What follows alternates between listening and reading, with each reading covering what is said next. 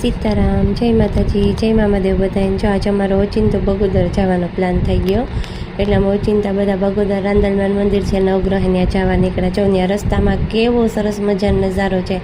એક બાજુ સરસ મજાની નદી છે, સામે જો આ રાંદલ માતાજીનું મંદિર દેખાય છે. જો આ મંદિરની અંદરનો સીન છે, કેટલા બધા પક્ષી બેઠા છે. આ નવગ્રહના અંદર રાંદલ માતાજીના મંદિરમાં ફોટો વિડીયો નથી કરવા દેતા, એટલે આ બહારનો સીન લીધો. અહીંયા ફરતા નવગ્રહનું મંદિર છે. ગુજરાતમાં તો લગભગ ક્યાંય સૂર્ય અને રન્નાદેનું મંદિર જ નહીં હોય. જો અમારા હર્ષિતભાઈની મસ્તી ચડી ગઈ, ગાર્ડનમાં રમવા માંડ્યો. અહીંયા નવગ્રહનું સૂર્ય રાંદલમાનું મંદિર છે, મસ્ત મજાનું આખું વ્હાઈટ મંદિર છે. એમાં કબૂતર બેહે તો જો કેવો સરસ સિનરી આવે. ત્યાંથી અમે પછી હવે હાલતા થયા ગાર્ડનમાં જાય. મેં તો મારો થોડોક સીન લઈ લઉં તો એમ થાય કે ના ભાઈ મેં બ્લોગ બનાવ્યો. અહીંયા જો આ કેટલી મસ્ત મહાદેવની મૂર્તિ બનાવી, હજી કામ ચાલુ જ છે આગળ.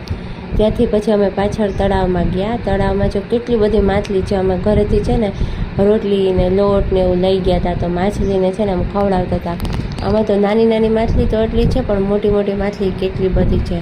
એટલી મસ્ત સરસ મજાની કુદરતી ને નેચરલ જગ્યા છે. ત્યાં જઈએ એટલે એકદમ મજા જ આવે. અને ખરેખર ત્યાં જવા જેવું છે, એક વખત જોવા જેવું છે. કોઈ ના ગયા હોય તો બગોદર સૂર્ય રાંદલ માતાજીના મંદિરે જાજો. નવગ્રહનું પણ મંદિર છે, અને કે આ માછલીને ખવડાવવા કંઈક ને કંઈક લેતા જજો. ત્યાં એટલી બધી માછલી છે, કદાચ તમે એક ગુણ ઘઉંનો લોટ બાંધીને લઈને જાઓ તો એ ઓછો પડે, એટલી માછલી છે. તો એટલી મજા આવી. અમે તો કુદરતી જગ્યાની મજા